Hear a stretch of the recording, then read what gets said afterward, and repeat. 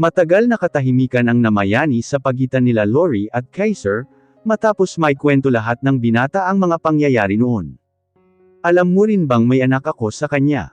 Ani Lori sa nanginginig na labi. Yeah, I know. Naalala mo ba ang mga pangyayari noon doon sa palengke sa probinsya na pinuntahan mo? Naalala mo pa ba ang pera na nailagay noon sa bag mo? At paano naman niya makakalimutan ang pangyayari na iyon? Kahit na ilang taon pa ang magdaan ay hindi niya iyon kailanman mawawala sa kanyang isipan. Tiningnan niya saglit si Kaiser, at nanlaki ang kanyang mga mata, nang may mapagtanto. Ikaw ba ang naglagay ng pera sa bag ko? Bulalas niya. Kalmadong tumungo ang binata.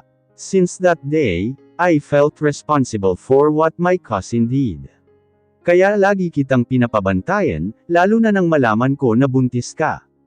I want to make sure that you are okay, and the child that you are carrying that time. Gusto ko sanang magpakilala sa iyo noon, pero nag-aalala ako na baka matakot kita, at makasama pa sa kalusugan mo.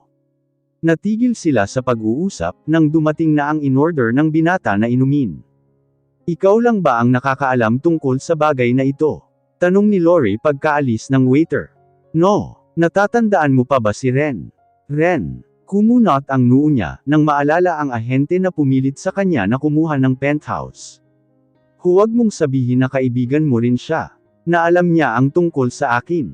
Tumango ulit si Kaiser. Mukha man iyong abnoy, pero matalas ang pakiramdam ng isang iyon, kaya nalaman niya ang tungkol sa iyo. He wants to help too, that's why he offered you one of his penthouse. Nasa po ni Lori ang kanyang noo, dahil sa dami ng mga impormasyon na dapat niyang i-proseso. Buong akala niya ay mag-isa lang siya, pero may mga tao palang palihim na tumutulong sa kanya. Salamat Kaiser. Lubos talaga akong nagpapasalamat sa mga tulong na ibinigay niyo. Nakakahiyaman pero kailangan ko na tanggapin, para sa ikakabuti ng anak ko. Babayaran ko naman. Stop it Lori, hindi mo kailangang magbayad. Kaming lahat ang may kasalanan sa iyo. Kulang pa nga iyo na pambayad sa ginawa ni Gail sa iyo, pagpuputol ng binata sa sinasabi niya. Mapait na napangiti si Lori. Nang matanto kung sino ang tunay na ama ng kanyang anak. Kaya pala ganun ang pakiramdam niya. Kaya pala ganun na magaan ang pakiramdam ng dalawa sa isa't isa. Teka lang, aniya na parang naguguluhan. Nakita ko siya kahapon, pero bakit parang hindi niya ako maalala? Nagkita kayo kahapon. Gulat ang mukha nito. Oo, nakita ko silang magkasama ni Connor. Hinilot ng binata ang kanyang noo, at napabuntong hininga. My cousin has amnesia, paglalantad nito. Amnesia. Inuna kitang inuwi noon, at iniwan si Gail sa may bakanteng bodega. Buong akala ko ay wala na siyang malay ng mga oras na iyon, pero sinubukan niyang umuwi. I don't know if it's karma or what, but he got an accident after that. His head was severely damaged causing him to lost some of his memories. Tinitigan siya ng matiim ni Kaiser. It's a selective amnesia Lori. Hindi kanya naaalala o kahit na ang mga ginawa niya pagbalik niya ng Pilipinas. Ang memorya niya ay hanggang noong nasa Seattle pa siya. Nag-iwas siya ng tingin sa lalaki. Wala naman siyang balak na manggulo. Gusto lang niya na malaman ang totoo, pero bakit nasasaktan siya sa kaalaman na hindi na siya naaalala ng binata? Nahihibang na ba siya? Mabuti na rin siguro iyon, na hindi na bumalik pa sa kanya ang mga alaala na iyon. Gusto ko ng tahimik na buhay kasama ng anak ko. Sumimsam ng kape si Kaiser, at itinuon ang mga mata sa mga dumadaan na sasakyan sa labas. But what about your son? Hindi ba siya nagtatanong kung sino ang kanyang ama? Wala ka bang balak na ipakilala ang dalawa? Para saan pa? Pagkakamali lang naman ang lahat ng mga nangyari noon. Ayaw kong masaktan lang ang anak ko, kapag hindi siya tinanggap ng kanyang ama. Kontento na ako kung ano ang meron kami ngayon. Hindi umimik si Kaiser, at tiningnan lang ang dalaga na malungkot ang mga mata. Sa totoo lang ay hindi rin niya alam kung ano ba ang dapat na gawin sa sitwasyon na ito, lalo na at ikakasal na ang kanyang pinsan. Hindi permanente ang amnesia ni Gail. Darating at darating din ang araw na babalik ang mga nawalang memorya nito, na maaaring makasira sa relasyon nito kay Shannon.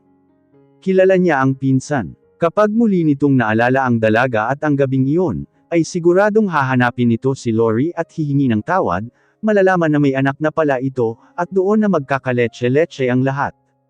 Lumiliit na ang mundo nila. Nagkita na pala ang dalawa na hindi man lang niya namamalayan. Hindi naman niya pwedeng sisihin si Lori sa pagbabalik nito sa Manila. Hindi niya ito pwedeng pagbawalan sa kung ano ang gusto nitong gawin sa buhay. Sila dapat ang mag-adjust, at hindi ang dalaga. Umuwi si Lori na latang-lata ang pakiramdam. Hindi na rin siya nakabalik sa trabaho, at sinundo na lamang ang kanyang anak.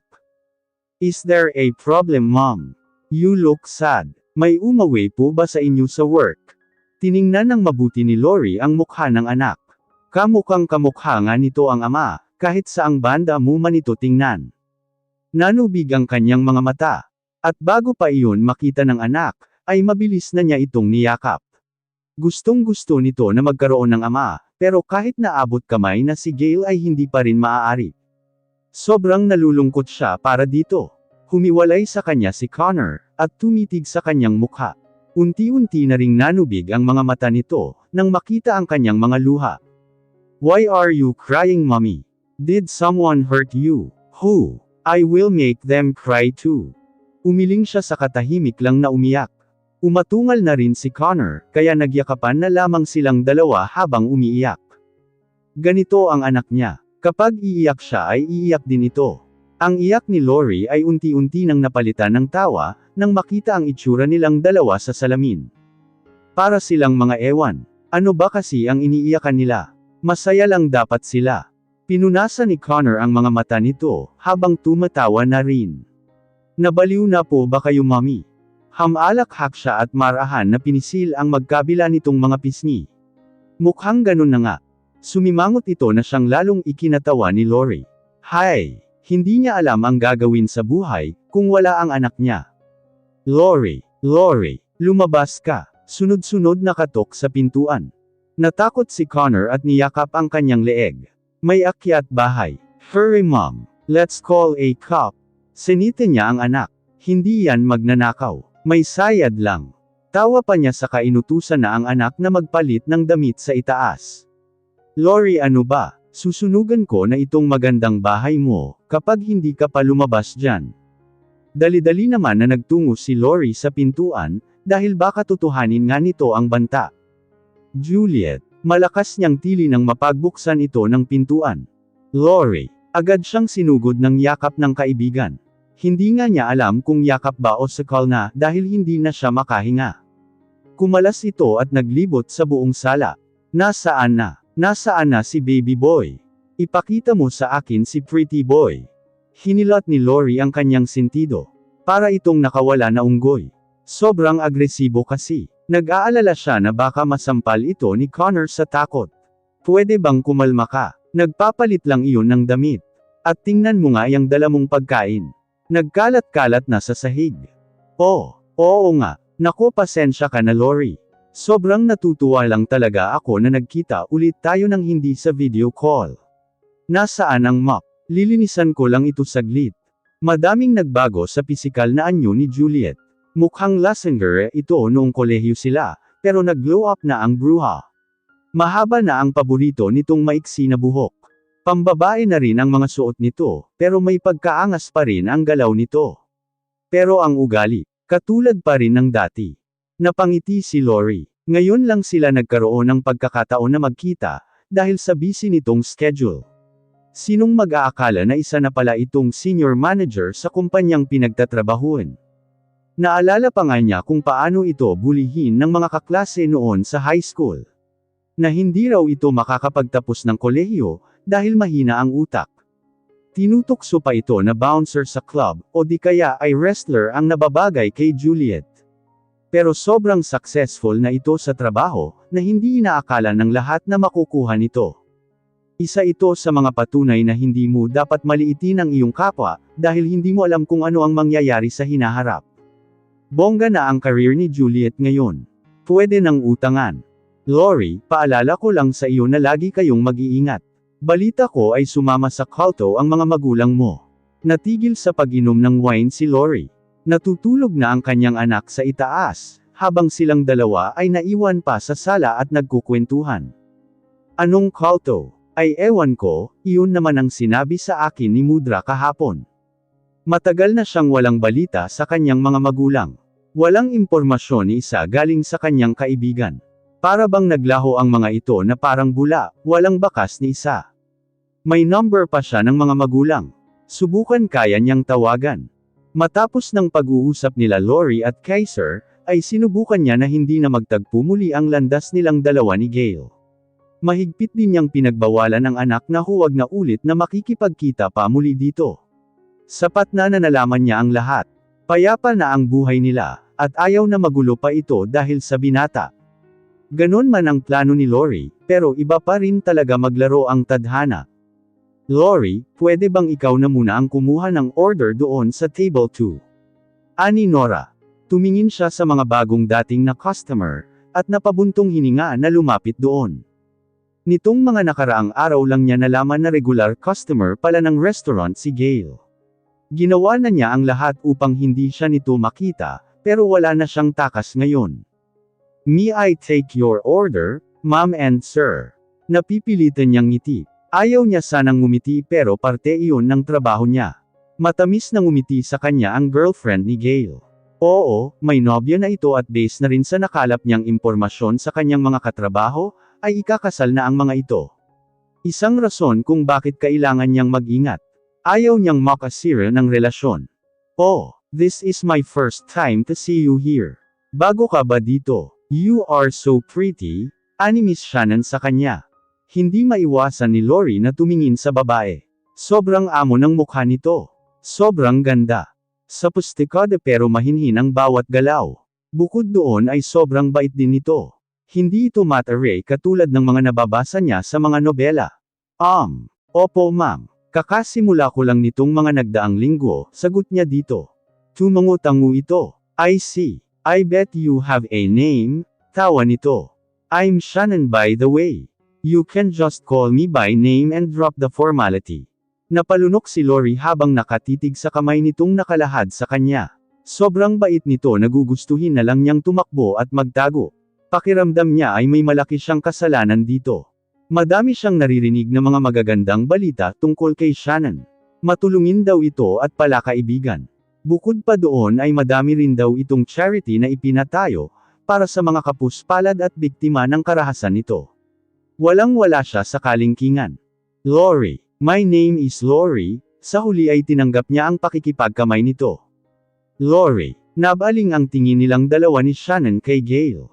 Naguguluhan ang mga mata nito, na nakatingin sa kanya. Kilala mo siya, si Shannon. Nagsimula siyang gapangan ng nervyos. Yeah, I've seen her the other day. Mariin na lang siyang napapikit. Hindi man lang nagsinungaling ang walang hiya.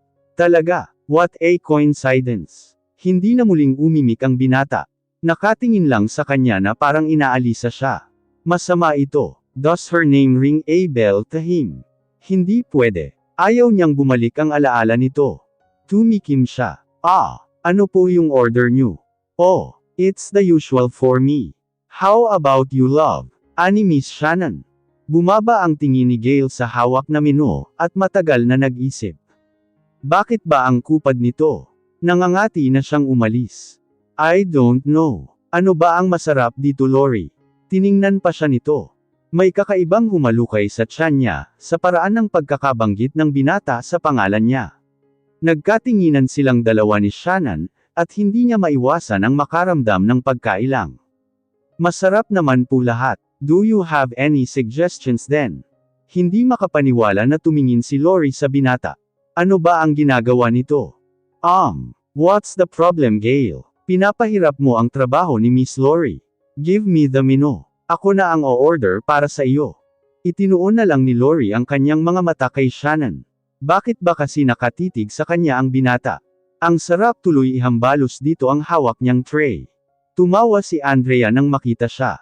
Anyare sa iyo? Bakit stress yang mukha mo? Hindi niya ito sinagot. Pwede bang ikaw na muna ang magdala ng order nila Miss Shannon? Oo naman. Ang laki kaya nilang magbigay ng tip, bumisnis nito. Isa pa sa mga rason kung bakit sila kumikita ng malaki dito, ay dahil sa mga tip. Galante ang mga kumakain dito, lalo na ang mga regular. Bukod doon ay naghahanap din siya ng pwedeng maging part-time work sa gabi, yung pwedeng gawin lang sa bahay. Nasabi na rin niya iyon kay Juliet, at titingnan daw kung meron itong maitutulong sa kanya.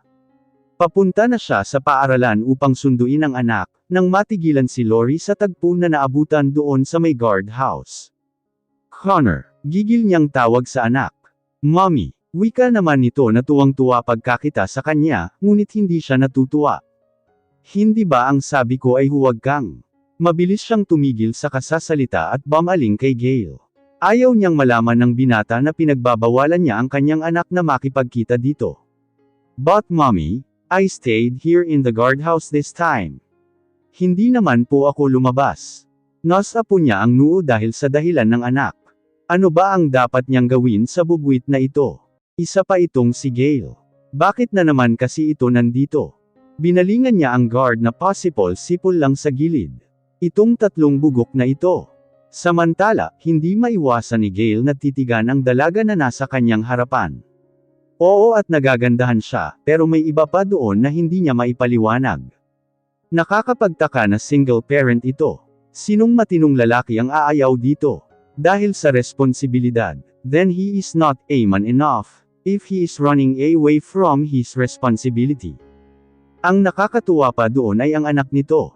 Para kasing nakikita niya ang sarili dito noong ganito rin ang edad niya, Leon siguro ang dahilan kung bakit hindi niya mapigilan ang sarili na makita, at makausap muli ang bata.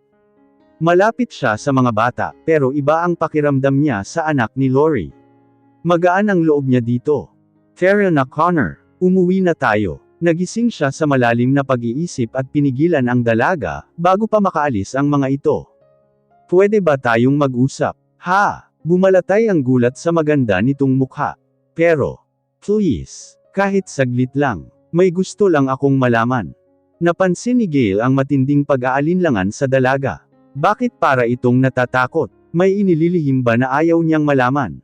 Pasensya na pero, Mommy, I want to pee. Sinaman siya ng tingin ni Lori. Sa bahay na lang.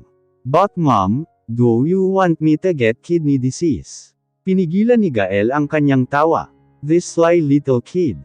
Fine. Bilasan mo ha. Pagsuko nito, tumingin siya kay Connor at bago ito pumasok sa paaralan, ay binigyan pa siya ng isang kindat. Gale now chuckled this time. Gusto niya itong habulin at panggigigilan, pero pinigilan niya ang sarili. Una sa lahat ay nandito siya upang kausapin ang ina nito. Hindi niya tinigilan ang dalaga, hanggang sa mapapayag niya itong makipag-usap sa kanya. Lumayo sila ng kaunti sa guardhouse, upang makapag-usap ng mabuti. Ano ba ang gusto mong malaman? Diretso nitong tanong. Kanina sa restaurant, noong nalaman niya kung ano ang pangalan nito, ay may kung anong pamitik sa kanyang memorya. Ganon din ang naramdaman niya, noong una niyang makita ito. Did we met before? Alam kong ito ang una nating pagkikita, pero mukha ka talagang pamilyar. You see, I've lost some of my memories due to accident years ago. I'm trying to retrieve it, but I don't seem to find anything that can trigger my memory back. It's just you, unexpectedly. Baka nagkakilala na tayo noon. Hindi nakaligtas sa kanyang mapanuring mga mata ang biglaang pagputla ng mukha ng kaharap. Lalo tuloy lumakas ang mga pagdududa niya. Hindi kita kilala. Ito rin ang unang beses na makita kita, anito at bahagya pang tumawa. Bahagyang naningkit ang kanyang mga mata. Nagsisinungaling ang dalaga sa kanya. Ramdam niya iyon, sa mga kilos at pananalita nito. Tell me, sino ang ama ng anak mo? Ako ba? Kamukha ko noong bata ako, dagdag pa niya. Hindi niya rin alam kung saan niya nakuha ang ideya na iyon. Basta na lang pumasok sa kanyang isipan. Nababaliw ka na ba? Bahagyang tumaas ang boses ni Lori, na siyang hindi niya inaasahan. Paanong ikaw ang magiging ama ni Connor, kung ngayon lang kita nakita? Paanong? Kung ganon ay sino ang ama niya? Nasaan? Hindi agad nakahuma ang dalaga, kaya nagpatuloy ulit siya. Bakit hindi ka na makapagsalita ngayon? Am I the father of your child? I'm sorry if I don't remember you. I just want to know if you are. Connor, halika na. Umuwi na tayo. Wika ng dalaga nang makita ang anak. Pero mommy, bakit ba ang kulit mo? Sinusuway mo na ako. You don't need to shout. Tinatakot mo ang bata, singit niya. Sinaman siya ng tingin ni Lori. Pwede bang layuan mo ang anak ko? Simula nang makilala ka niya, ay nagiging pasaway na siya. Napabuntong hininga si Gale. Wala akong masamang intensyon sa paglapit sa kanya. Mabuti man o masama ang intensyon mo, ay wala na akong pakialam. Please lang, itigil mo na ito. Pinanood niya ang pag-alis ng mag-ina. Parang pinipiga ang puso niya, habang pinapanood ang mga ito na magkasama. Haka-haka lang niya ang mga sinabi, dahil imposible naman na magtaksil siya sa kanyang nobya. Pero bakit ganoon na lang ang reaksyon ng dalaga? May itinatago ba ito sa kanya? Kailangan niya itong paimbestigahan.